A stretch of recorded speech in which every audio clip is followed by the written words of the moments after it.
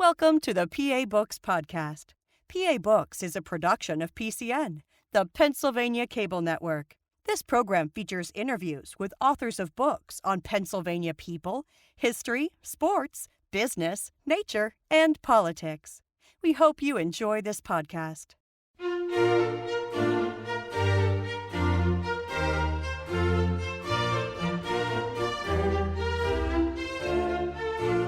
This week on PA Books, Matthew Kruer, author of Time of Anarchy. Matthew Kruer is the author of Time of Anarchy, Indigenous Power and the Crisis of Colonialism in Early America. Now, your book focuses on a Native American people known as the Susquehannocks. Who were they? Where did they live? That's right. The main indigenous nation that features in the book is the Susquehannock Nation. And their homeland is, or was, what is now the Susquehanna Valley. The names are obviously related. Like many Iroquoian peoples, they tended to have large towns that they moved every 20 to 30 years. So there are a lot of different sites along the river that served as their main community over the course of the 17th century. Most of them are located roughly between what is now Harrisburg and Lancaster. Can you talk a little bit about the political structure of their community? Sure. So the Susquehannock Nation was kind of a formation from many different groups. They came together over the course of the 16th century. Many of them had migrated south from the Great Lakes area. Many other ones were already in the Susquehanna Valley, and they joined with the Susquehannock Nation either through force or through alliance making. And the result of this was that the nation itself was a really kind of polyglot, multicultural creation. And one of the major things that held them together was a commitment to what I call in the book consensus politics. Essentially, what that means is that this was a nation and a people that didn't have any kind of coercive structures of authority, at least not in the way that Eurasian states or usually understand that kind of top-down exertion of authority.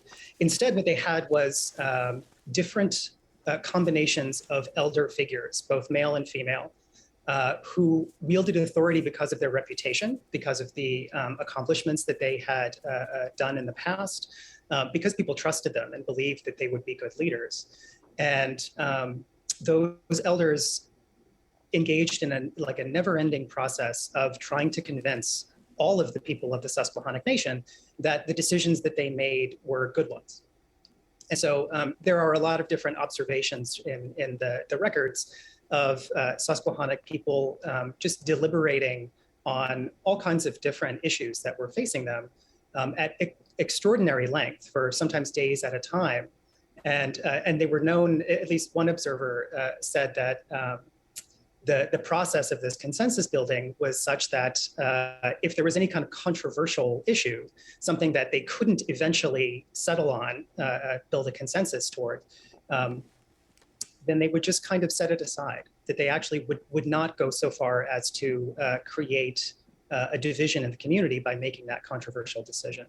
So I think that kind of indicates the non-hierarchical nature of the community and its political structure, the way that people naturally rose to the top by virtue of certain kinds of, if you want to call it like a natural authority, right? Because of their abilities and because of their histories, rather than because of any sort of hereditary positions or the ability to exert force on people below them. Can you talk a little bit about the differences between the role of men and women in this political structure? Absolutely. So like many indigenous nations, men and women both had important roles to play, both in society and politics. They were, I think they're best described as reciprocal roles or complementary roles. Neither one was more important than the other. Neither was considered to be more prestigious or more powerful. They just operated in different spheres. So men were typically responsible for affairs that were They were responsible for affairs that primarily concerned the world outside of the town. So mostly what this meant was the forms of food production that involved hunting, and any kind of diplomacy and warfare that involved contact with other peoples outside the Susquehannock Nation.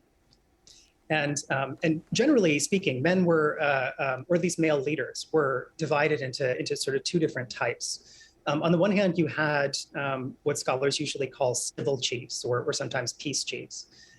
And these were elders who had a long history of successful leadership and were primarily responsible for that consensus politics that I was just talking about earlier. They really made it their goal to ensure that harmony within the community was maintained through their guidance. Younger men, on the other hand, tended to be they tended to fulfill more what you might consider a warrior role. Young men were more interested in trying to achieve the kind of exploits and reputation that the male elders had already achieved. And one of the most compelling ways to do this was by serving the community through warfare, by successfully defending the community against enemies, or by attacking enemies of the nation. Women, on the other hand, were, if the male sphere was outside of the town, the kind of the world outside, then the female sphere was the town itself. It was the community. And one of the primary ways that manifested itself was by women's ownership of land and responsibility for agriculture. Land ownership was so powerfully female related that it actually passed down through the matrilineal, through natural lines, right, from mother to daughter. And they were also responsible for the the governance of each individual household. The Susquehannock people, again, like many other Iroquoian peoples, lived in longhouses that were sort of extended structures that could house up to 40 people, usually related by kinship, but not necessarily. And at the center of every longhouse was a fire that never went out. It was always tended by somebody in the longhouse. And that fire always had a pot of food, what is often called the common pot. The idea being that at any moment, a stranger or visitor or someone else from the town or someone from outside the town could be fed and offered hospitality from the people in that household. And so the female elders were responsible for these domestic spaces, right, for the food production that involved agriculture and for home spaces in ways that also allowed them to exert a significant amount of political influence when it came to decision-making that affected internal matters within the community. One of the major points of overlap between these male and female spheres of authority had to do with decision-making related to what the Susquehannock people were going to do when successful war parties brought captives back. And usually female elders were the ones who decided what the fate of those captives would be, whether or not they would be executed or whether or not they would be incorporated into the community and eventually become Susquehannocks themselves. Can you talk about how significant a power the Susquehannock Nation was? One of the historians you reference in the book says that they should be considered a regional great power. That's right. Yeah, so actually, it's interesting that the Susquehannock Nation doesn't have more attention from scholars. I mean, they certainly are mentioned here and there, and often feature as sort of side characters in a variety of narratives that involve the Mid-Atlantic. But they are very seldom the center of focus. And that's profoundly strange to me because they were clearly one of the most important indigenous nations in that region in the 17th century. One of the main reasons for this is just because their homeland in the Susquehanna Valley occupied a strategic crossroads. It was, even before the coming of Europeans, it was already a major kind of trading nexus that connected coastal areas to the Western Great Lakes and parts of what's now Canada with as far down as the Chesapeake.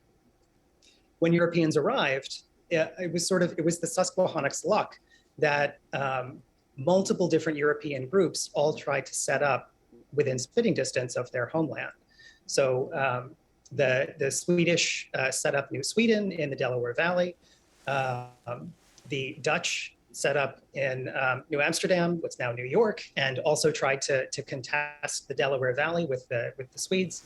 The English colonies were both in Virginia and Maryland, both of which had access to the Chesapeake waters that ultimately fed into the Susquehanna River. And all of these people wanted to trade with the Susquehannock Nation. And they competed with each other in such a way that often allowed the Susquehannock leaders an extraordinary amount of leverage. They just had, the ability to kind of pick and choose which of the trading partners were going to give the best deal. They were able to cultivate relationships with Europeans in all of these different colonies, personal relationships that often led to alliances built on mutual trust and in some cases actual kinship connections, which were crucial for the operation of politics in indigenous nations like this. And as a result of all of this, over the course of the 17th century, even as other indigenous nations across the eastern seaboard were experiencing really significant upheavals, epidemic disease, population loss, really terrible warfare, all of that also affected the Susquehannock Nation, but they actually grew in size and power over the course of that time period, in large part because of all of the different connections that they had with Europeans, which not only allowed them to sort of, as I said, play Europeans off each other, but also then kind of parlay that influence into influence with other indigenous nations around them. In the book, you use a term, morning war. What does that mean? Sure. So morning war is a term that scholars use to describe a particular pattern of warfare that is usually particularly applied to Iroquoian peoples, although there are traditions similar to it in many indigenous nations across North America, or at the very least in Eastern North America. And in essence, this is all the basis for morning war has to do with the emotional basis for consensus politics, right? So as I was saying before, in order to have a non-coercive and non-hierarchical political system work, you have to have everybody on the same page. You can't just order people to follow a directive. You have to actually convince them that it is the right directive to follow. And in order to do that, there is an entire cultural complex that evolved that really prized the emotional calm and peacefulness that was needed to sustain those kinds of long-term, very patient but painstaking deliberations that consensus required. So the flip side of that is that anything that disturbed that kind of emotional peace, emotional calm that allowed politics to function could be incredibly dangerous, both to individuals and to the community at large. So in Susquehannock culture, one of the major potential disruptors to this was grief.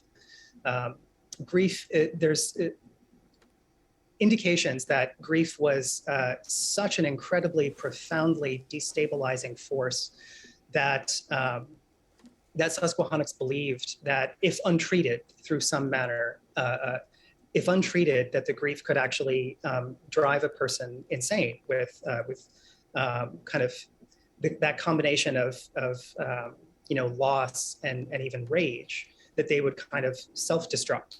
And in neighboring or sort of related nations like the Haudenosaunee or Five Nations Iroquois, as they're most usually known, there's an entire kind of cultural a series of sacred histories and stories that talk about this process, that describe individuals who, through the process of losing beloved kin folk, really just sort of lost themselves, and not only lost themselves, but became a version of themselves that was so destructive that it could really seriously impact their entire nation.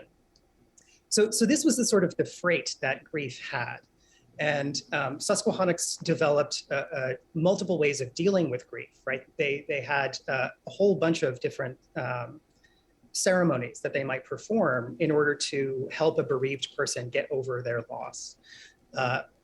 But in some cases, those ceremonies were not necessarily sufficient to restore the kind of peaceful emotional balance that they prized, that they really needed and wanted that individual to be able to maintain. And so at the kind of the extremity of this is that one possible way of healing that grief was by the female elders of the community to call a mourning war. Essentially, they would exhort the men of the community to go out and find enemies and capture them. Not necessarily kill them, actually, definitely not kill them. It wasn't about striking a blow against the enemy per se. It was really about bringing back captive people to the community so that the bereaved family could decide what to do with them. As I sort of gestured to before, the major options were that the captive could either be killed, they could be executed in a kind of a ritual form of, or a ritual process rather, of torture and dismemberment and consumption. Or the captive could be adopted into the community and actually specifically adopted into the family as a way of more or less literally filling the gap that was left by grief, sort of filling the social role that that the deceased person had previously filled, and therefore kind of providing a way to make the community whole again. And so mourning war was a process of maintaining the emotional balance that was essential to Susquehannock politics. And it was also a way of kind of regulating foreign relations in a way, in a manner that was directly related to both male and female forms of authority. So in the book, you talk about the peak period of strength for the Susquehannocks being the 1650s, and then in the 1660s, as war with the Iroquois unfolds, they begin their decline. Can you talk a little bit about how that war emerged? Sure. Well, so the Susquehannock Nation, or the Susquehannock people, and the peoples that eventually formed the League of Five Nations, often known as the Iroquois, although the preferred term for the most part these days is Haudenosaunee, which means people of the Longhouse. So the Susquehannocks and the Haudenosaunee had a historical connection. They emerged in the same place. They had similar ancestors, and there's some really intriguing archaeological evidence that shows how Susquehannocks and Haudenosaunee kind of commemorated their shared origins through certain kinds of burial practices. In fact, commemorating the sort of the memory of their origins by burying people together from different nations as a way of symbolizing those ancestral connections. But as they separated, as the Susquehannocks moved south and started kind of joining with other indigenous groups that then kind of became the nucleus for this new Susquehannock nation by the turn of the 17th century, they went their own ways politically, and eventually, what really caused the conflict that reached its peak in the 1660s and 1670s was competition over access to European markets, and the sort of the ways that European colonial intrusions wound up intensifying competition for resources and competition over people in all of the indigenous nations of the East, and in particular. One of the major impacts of European colonization in the 17th century, well, actually in all the centuries afterward as well, but one of the major impacts was the intrusion of European diseases, many of which did not have any kind of North American equivalent, and so found their ways into populations that were a little bit more vulnerable to them. And then also spread under conditions of warfare and dislocation, when sanitary conditions were not as good, when people were crowding into too small of a space. And what you see then is a series of epidemics that just hit native nation after native nation, and often spread from one to the next, either because they're fighting each other and spread it that way, or because they're trading with each other as allies and spread it that way. And as you can imagine, in a society that where grief operates in this way that sometimes leads to violence against external peoples, the kind of loss that repeated disease epidemics might cause could lead to just morning war after morning war after morning war. And the more people were lost, the more they needed to be, the more sort of, the more damaged the social fabric was, and the more need there was to heal it through more morning wars and further captives. So this was a process that that really consumed both the Haudenosaunee nations and the Susquehannock Nation, which, you know, in the case of the Susquehannocks, they lasted a little bit longer than many of their neighbors against Iroquois attacks. And that's actually somewhat remarkable, since the population of the Five Nations by the time of the 1550s was at least double the Susquehannock Nation.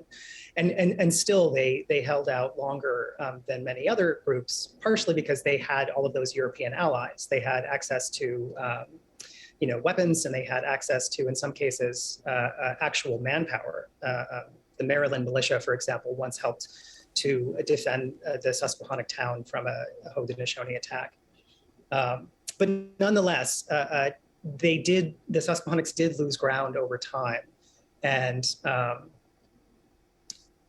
one of the results of this was a kind of diaspora, or at the very least, a population transfer, because the more that the Susquehannock Nation's population lowered, many of those people would have died, of course, in combat or through disease, but many of them were captured and then incorporated into Haudenosaunee communities. And so you had this kind of this actual growth of, you know, we can't really say for sure how many, but given the number of people that the Susquehannock Nation lost, probably a lot of population movement into the area of the Haudenosaunee nations. Just to give you an indication, at its height in the late 1640s, the European estimates of the Susquehannock population were somewhere around 5,000 people. And that declined quite precipitously, to the point that there were no more than 1,000 by 1670. So just within a couple of decades. But at the same time, as I said, you know, some of those 4,000 people would have been captured and incorporated into the Haudenosaunee nations, and therefore become kind of, you know, Susquehannocks within Iroquois. Not necessarily entirely Susquehannock in their loyalties or their connections, but still people who had been born in Susquehannock country and would not have forgotten that origin. Now, in response to a lot of these pressures, various bands of Susquehannocks started spreading out. Some went over the mountains into the Ohio country, others went to the Delaware River Valley, and others went south into Maryland and Virginia. So for those who went south, what kind of political community did they discover there? That's a really great question. And I think I've the work that I've done in this book only scratches the surface to answer that. All I can really say, based on the sources that I have seen, is that it's very clear that Susquehannocks, they definitely established communities, state, or, you know, at least in the short term, you know, semi-permanent communities in the Ohio Valley, the eastern reaches of the Ohio Valley, which had to be abandoned after a while because of warfare with the Haudenosaunee. But nonetheless, we're sort of like satellite communities of the main community in the Susquehanna Valley. But there were also people who, even if they didn't necessarily settle or create new towns or found permanent communities in other areas, they definitely traveled far and wide, in part, again, because of the power that European markets gave them. You know, as traders, they were very, very much in demand as allies and friends. And they were able to sort of to spread their influence through these kinds of travelers and diplomats and traders who went. The one that I was able to find, in European documents that went the farthest south, went all the way into what is now North Carolina, around the Roanoke River, and was actually served as a guide for an English explorer, a German explorer who was employed by the English, named John Lederer. And this Susquehannock named Jack Sedevon, he served as a guide through pretty much the entire Piedmont and Tidewater South. Took Lederer all the way into the Roanoke River Piedmont, guided him through Tuscarora country in coastal South Carolina or coastal North Carolina. And had the social connections to do this, right? Like was able to find hospitality with all these nations because he wasn't there for the first time. He was calling on people that he already knew and who already trusted him, which was why he was able to get this European stranger the same hospitality that he could expect himself. So I think that's kind of a really important dimension of Susquehannock influence. And indeed, I think in understanding the shape of the Susquehannock nation, it wasn't necessarily a place as we might imagine as sort of a European or a modern nation state where it has like these, hard bounded borders. It was more like a network that connected many peoples over a large geographical area. And again, a lot of that was not necessarily because of permanent communities that inhabited territory. It was partially because of connections between people. Now, the title of your book is Time of Anarchy. Why was this period that you're writing about referenced as a time of anarchy? Yeah. Well, so the title comes from two different descriptions that I put together as a sort of an inspiration for understanding this period. One of them comes from a governor of Virginia in the 1680s named Thomas Culpeper, who described a rebellion in Virginia that had erupted in 1676 and was over by 1677, before his tenure as governor. He referred to it as our time of anarchy, right? When government collapsed and there were widespread challenges to authority. And from his point of view, coming in after the end of that, there was always this specter of something happening again, there being another upheaval, another rebellion. And the haunting of that previous time of, our time of anarchy was something that he very much wanted to avoid.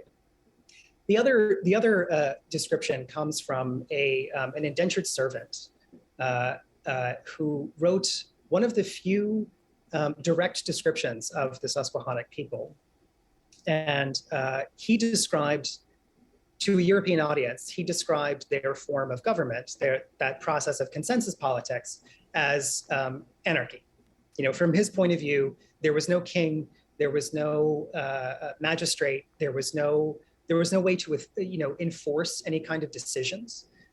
It was just people all agreeing with each other, and that made, as an Englishman in a monarchy, that made no sense to him whatsoever. So he, described it in that memorable way as anarchy.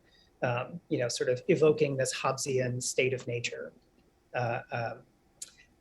And the reason I wanted to put those two together was to try to describe the period of the 1670s, 1670s and early 1680s, when you had a large number of upheavals in both English colonies and indigenous nations, most of which involved some combination of both Euro-American settlers and indigenous peoples, either within the colonies or related to the colonies as foreign entities. There were a huge number of different relationships, across the eastern seaboard. But this series of upheavals went everywhere from the Great Lakes to the Deep South. It affected English colonies from New York to North Carolina. Each one of them had sort of, each one of these upheavals had its own set of internal dynamics. But part of what I try to do in the book is to show that they were actually all connected. They weren't just coincidental in timing and bounded by their colonial borders. They were, in fact, in part, upheavals that were set off by ripple effects from Susquehannock actions and reactions from both settlers and other indigenous peoples to those Susquehannock actions. Now, one of the events that you talk about in the book is Bacon's Rebellion in Virginia. How does Bacon's Rebellion in Virginia come out of this period where the Susquehannocks are migrating around?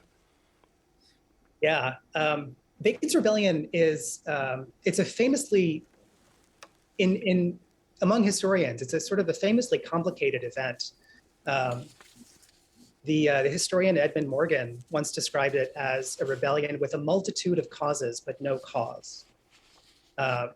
And I think that sort of encapsulates the difficulty in sort of capturing the mercurial nature of this rebellion that engulfed the colony of Virginia and led to a widespread movement to overthrow the government. But it started in a way that seems counterintuitive. It actually started with the theft of a pig. In a sort of a historical irony that only a comedian could make up. Right? The Bacon's Rebellion started out with a pig. But it really was just an isolated theft, or perhaps not even a theft. It started because a planter named Thomas Matthew, who lived and traded with native peoples in Northern Virginia. One of the groups that he traded with were the Doeg Indians, an Algonquin group that lived on both the Virginia and Maryland sides of the Potomac. And Thomas Matthew was not very good about paying for the goods that the Doegs traded for him. And at some point they tried to collect the debt that Matthew owed him, and he refused to pay it. So they just took a couple of his pigs as, to call it even. But Matthew considered this to be a threat. I'm sorry, not a threat, a theft. And there was a sort of a colonial retaliation for this theft that involved several Doeg Indians being beaten and a few being killed. They retaliated back and killed several members of Thomas Matthew's plantation, including his overseer. A larger force of colonial militia then retaliated again, chasing the Doeg Indians across the Potomac River into Maryland's territory and engaging in a shootout at dawn. They sort of surrounded the Doeg camp and then confronted them and very quickly proceeded to open fire. Now, unfortunately for the Virginians, through reasons that we are not actually entirely clear, right very near the Doeg camp was a Susquehannock camp. And the Susquehannocks had recently relocated to the Potomac. They essentially were defeated by the Haudenosaunee, forced to abandon their home in the Susquehanna Valley, and they sought refuge among their allies in Maryland, who sort of begrudgingly offered them the right to resettle. And it just so happened that a small camp of them were right in the wrong place at the right time, or the wrong place at the wrong time, got caught in the crossfire of this shootout that didn't involve them at all. And several of them were killed. The numbers in colonial sources vary, but somewhere between 8 and 14 of them were killed, which is actually a significant portion of the nation's population by this point. At that point, there were only a few hundred Susquehannocks in their main community. So this would have been a sizable portion of the adult male population. And what resulted from this shootout, was a sort of a colonial panic in Virginia.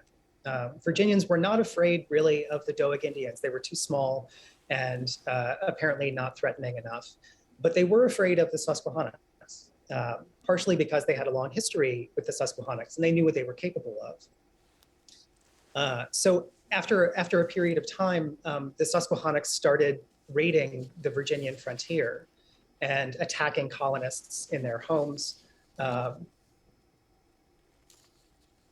to sort of make a long story short, honestly, this is an incredibly convoluted narrative, the beginning of Bacon's Rebellion.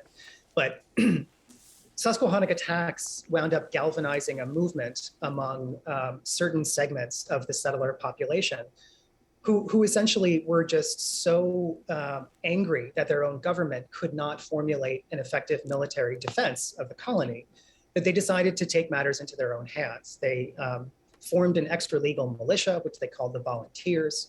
They refused to stand down when the government, under Sir William Berkeley, ordered them to stand down.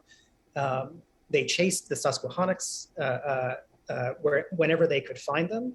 More often, they weren't able to find the Susquehannocks, and so they attacked Indians within Virginia, groups that were actually formally subjects of the British Crown and entitled to the protection of the colonial government. These were the nations that were once affiliated with the Powhatan chiefdom of the early 1600s, and were now smaller, but nonetheless within Virginia, and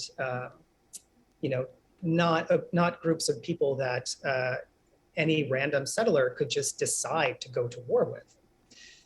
They had the protection of law, and therefore what developed here was a kind of a standoff between these illegal militias that were intent on defending settlers from native attack.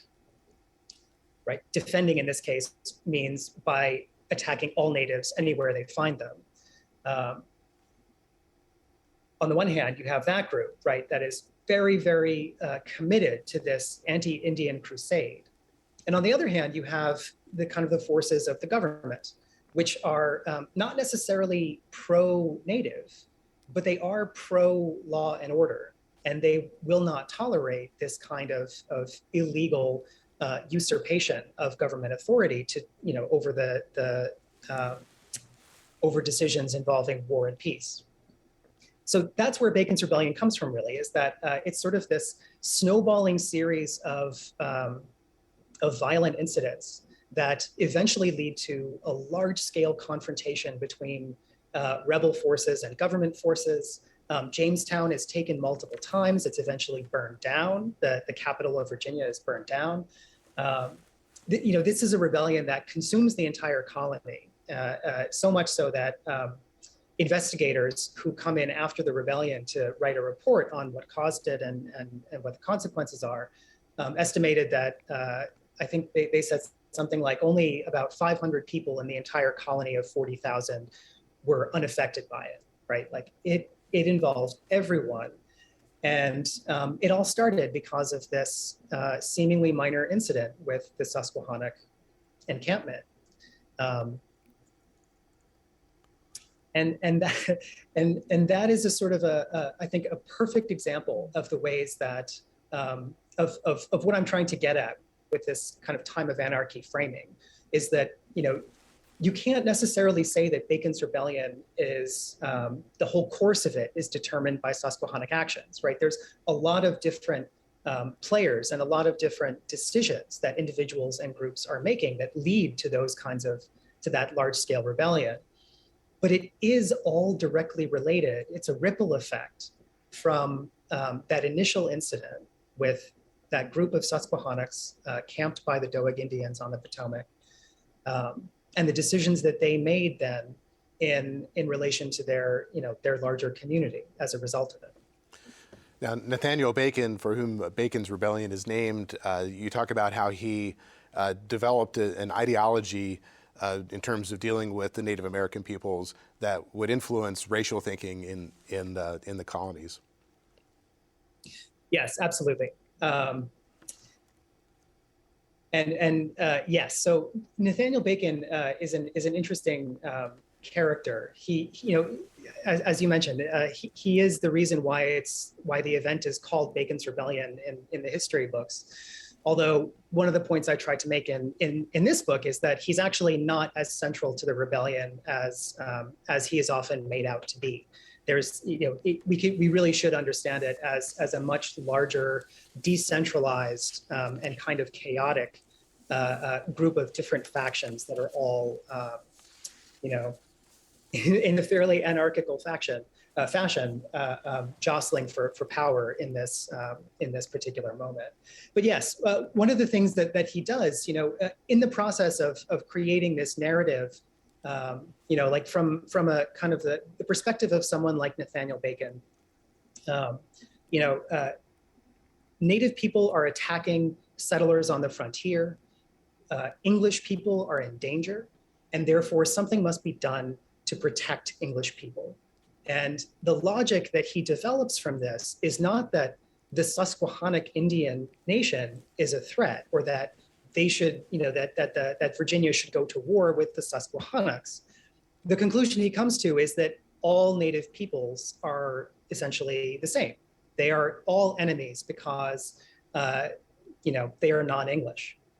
One of the things that he starts to develop over the course of the rebellion in 1676 in a series of declarations and manifestos, he starts to develop a kind of a description of Native people that focuses on both their behaviors and their culture, as well as their bodies, as a way of distinguishing them from English people, from their behavior, from their culture, and from their bodies. He refers to the skin color, for example, of Virginia Algonquins, the groups that were subjects of the king, just much like him, as a way of distinguishing them from English colonists with a different skin color. He also refers to the fact that Native people of the region use paint to, they use body paint in order to decorate themselves for ceremonial occasions, for for times of significance and importance, including when they go to war, right? So according to his logic, a Native person in Virginia could easily just paint themselves like a Susquehannock warrior and pretend to be Susquehannock, and then murder all of his English neighbors, and no settler would be the wiser, right? And not only that, but they couldn't actually bring the force of law to punish that Virginia Algonquin because there was no way to prove that they were in fact guilty. So the ability of this kind of subterfuge based on cultural practices that the English did not share became the basis then for this kind of portrayal of not just Susquehannocks, but all Native peoples as a kind of under a rubric of like radical alterity, of being so different that they couldn't possibly be accommodated within the legal structure of the Virginia colony or in fact of the English Empire. And therefore, like once you take that, the next logical step is that all of these people need to be expelled in one way or another. They have to be killed or enslaved, or at the very least expelled, physically, like by removing them from the boundaries of the colony. And so he doesn't go quite far enough to say the sort of things that modern people might expect when talking about race. He gestures toward them, but it's very clear that this is an improvisation, because in the 17th century, Europeans really did not have the kind of concept of race that developed later on in the 18th and 19th centuries, that sort of made skin color like the master code for understanding physical and cultural difference between peoples. They were often actually much more interested in things like religion or language or culture, right? Which is why those practices of body painting, for example, were so threatening. But he does move in that direction. He does start to talk about Native peoples as though they're basically just all the same, and that they don't, he ignores the fact that they have different nations. He ignores the fact that they have different leadership structures. He ignores the fact that some Native groups might decide, for whatever reason, to engage in hostilities with settlers, whereas others might in fact help settlers against those Native groups. There was actually quite a lot of that. There were a lot of Native people in the Virginia area who were in no way friendly to the Susquehannock Indians, and at the very least, helped defend the colony against Susquehannock incursions. Nathaniel Bacon threw all of that out the window and just sort of said, Indian equals hostile, and therefore, mass violence is justified. And this is, in fact, I think one of the things about Nathaniel Bacon that's really striking to me as a historian is that it looks almost identical to what happens about a century later with the Paxton Boys and the infamous massacre of the Conestoga Indian people, because they make almost the same arguments. They use that physical, that cultural difference in order to argue that that Native people, period, all Native people, cannot be allowed to live within the boundaries of a settler state, and therefore any level of violence is justified against them. And I think it's important to kind of recognize that there's a really powerful antecedent to that Pennsylvania moment in the 18th century that has this incredibly strong parallel so much earlier during this event in Virginia that is so closely connected to the Susquehannock Nation. Now, towards the end of this period that you write about, this time of anarchy, William Penn enters the picture and in 1682 arrives to establish Pennsylvania as a colony. And you say in the book, divisions among English colonies worsened with the creation of Pennsylvania in 1682. Why? Right. Well, in large part because of the dispute between multiple colonies over who had the right to own the Susquehanna Valley. The Susquehanna Valley, like I said, had sort of been, when it was the Susquehannock nation's homeland, it was the crossroads for all of these different European empires. But as the Susquehannock nation weakened and then, in fact, sort of dispersed in the 1670s, to the point that the Susquehanna Valley was no longer clearly inhabited in the way that it had been before, all of these different English colonies started scrambling to claim it for themselves. And in particular, the interested parties were New York, Maryland, and in 1682, Pennsylvania. And because of the chaotic way that colonial charters were drawn up over the course of the 17th century, mostly by royal decree or by sort of royal action in a way that sometimes, well, let's say, was not always entirely consistent about where the lines from one grant to the next were actually located. That created a lot of jurisdictional confusion over where exactly the boundaries between different colonies lay. So even before Pennsylvania, Maryland had a long-running dispute with New York over who had the right to what's now the state of Delaware, right? The sort of the part of the Delmarva Peninsula that was later carved off from both of them to become independent. Maryland claimed the Delaware Valley and engaged in armed action to secure it multiple times over the course of the 17th century. New York defended its claim to the Delaware Valley multiple times over the course of the 17th century. And into this mix where you have two colonies that are claiming the same area, which is still inhabited by some indigenous groups, right? Just not the Susquehannocks. Into this already volatile situation, you have a brand new colony. And you have a brand new colony whose charter literally says something along the lines of that its border with Maryland is to be determined in its exact, the exact boundary, because they didn't have the right maps and they didn't have the ability to survey when the document was drawn up. So it was just left indeterminate. And as you can imagine, that is not a great setup for an orderly transfer of power. And that's part of the reason why Pennsylvania and Maryland continued to dispute that boundary all the way up to the drawing of the Mason-Dixon line in the 1760s.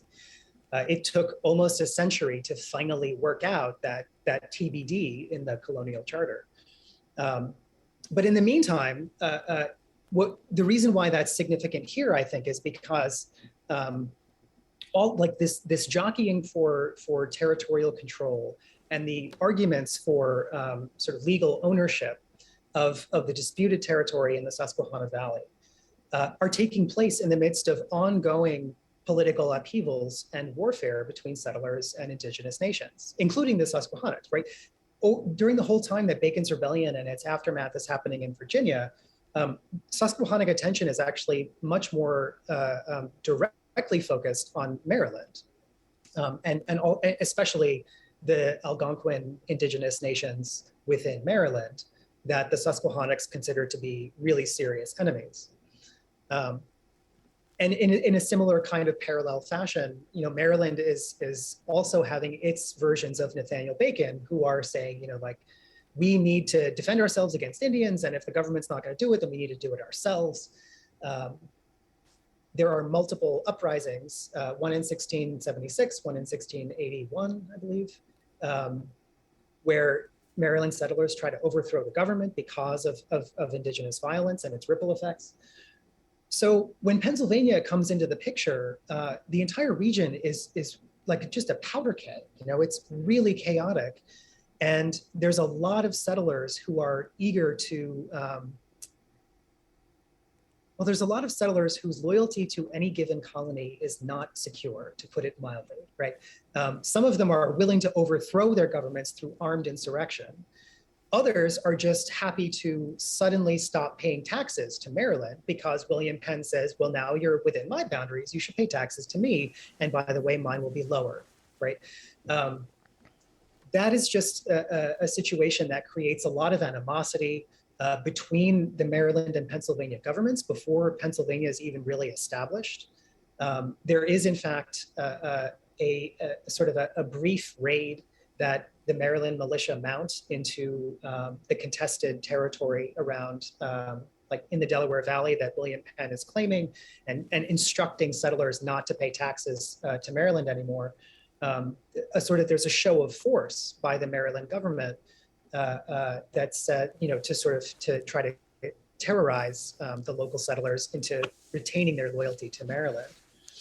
And part of the reason why I think, again, like coming back to the Susquehannock Nation, part of the reason that this is all so important is because ultimately, in the 1680s, the major crux of the argument winds up being, what is the fate of the Susquehannock Nation? Because William Penn identifies leaders of the Susquehannock Nation through his agents and buys the land that he wants. He buys the rights to the Susquehanna Valley, at least enough to satisfy him. He gets a deed out of it. Whereas the government of Maryland claims the entire Susquehanna Valley by right of conquest. Essentially, they say, we have defeated the Susquehannock Nation. The Susquehannock Nation is no more, and now their territory belongs to us. But both of these claims are incredibly weak. And in Maryland's case, it's patently false because they're desperately struggling to fend off Susquehannock attacks at the moment that they're saying this nation no longer exists, we've defeated them. But in any case, this just adds to the kind of the maelstrom of confusion that is enveloping the whole region. And even though, William Penn is famously conciliatory toward indigenous peoples, in the short term, it doesn't, like, none of the arrival of this new colony just exacerbates existing fractures within settler communities that have been brewing for years. And it takes quite a while for that to work out. Now, in this time period, the 1682 and 1683, as William Penn is establishing this new colony, these various bands of Susquehannocks who had ranged far and wide start to return to their homeland in the Susquehanna Valley. What changed? Why did they start to return then? That's a great question. Well, as you mentioned before, one of the things that happens in 1675 is that after the Susquehannock Nation relocates to the Potomac, their altercations with colonial militia force them to scatter. Part of what I argue in the book is that the reasons they scatter is because the colonial militia of Virginia and Maryland tried to negotiate with the Susquehannock leadership and then kind of turn around and execute 5 of their principal leaders. So, coming back to the idea of consensus politics, right? This is a nation that relies on people of experience and natural authority, right? People of reputation to convince everyone to follow them.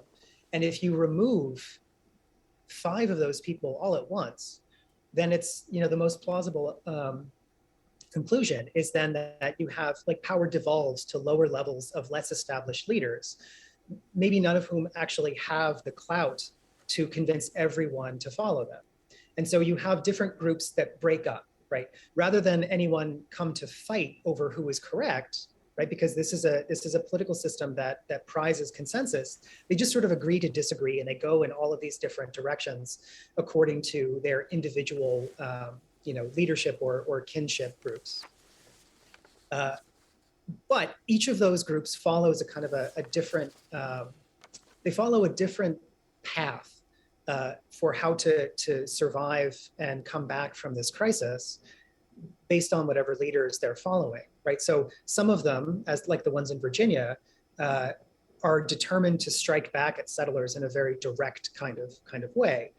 Others, in fact, probably the largest group, just kind of goes back home almost immediately by, the altercations with colonial militia occur in 1675. And by the middle of 1676, there's already a group of Susquehannocks that are back in their homeland and rebuilding, just building a new town, intent on reclaiming it. But in the meantime, we've been talking a lot about the relationships between Susquehannocks and Indigenous peoples and settlers, but at the same time, there's an entire component of this time of anarchy that is Indigenous nations relating to each other. And the most important part for this group in the Susquehanna Valley is the relationship between the Susquehannock Nation and the Haudenosaunee, right? Because they have been at war for decades. It is a Haudenosaunee attack that forces the relocation down to the Potomac in 1675. And even while Susquehannock bands are dealing with all of these other contexts, that war has yet to be resolved, right? And so it's only through a series of councils between the Susquehannock Nation and the Haudenosaunee Nation, some of which colonists have no participation in whatsoever. This is a purely Indigenous affair, that finally kind of determine that some of the Susquehannocks are going to relocate voluntarily to Iroquois. They are going to join the Haudenosaunee willingly and just kind of become part of those nations.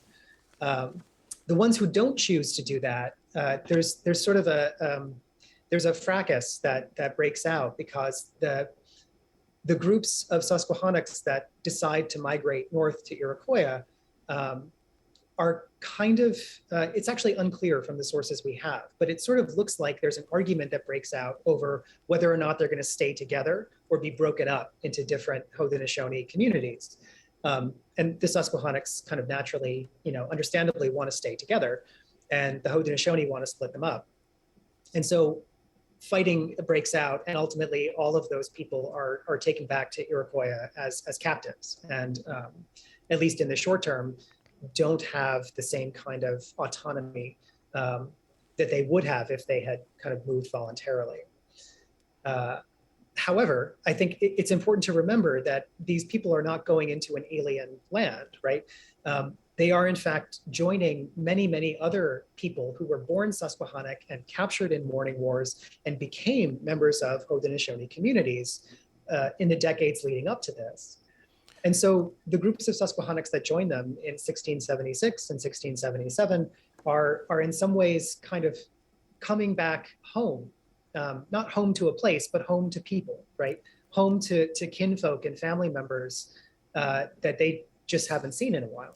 Well, unfortunately, we are out of time. We were speaking with Matthew Kruer. He is the author of Time of Anarchy, Indigenous Power, and the Crisis of Colonialism in Early America. Matthew, thank you for talking with me. Thank you very much. Enjoying this podcast? Visit PCNTV.com to find out how to support our mission. PCN is a 501c3 nonprofit television network. You've been listening to a podcast of PA Books, a production of PCN, the Pennsylvania Cable Network.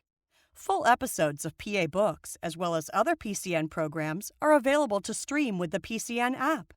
Visit PCNTV.com or the App Store for details.